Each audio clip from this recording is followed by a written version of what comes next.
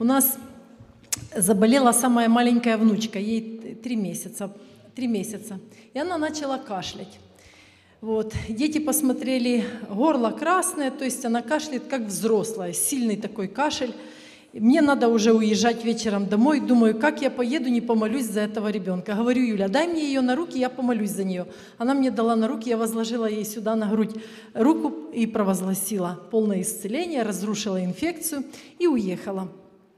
На следующий день они вызвали врача к ребенку. Врач осмотрел, горло хорошее, кашля нет, у вас полностью здоровый ребенок. Бог исцелил.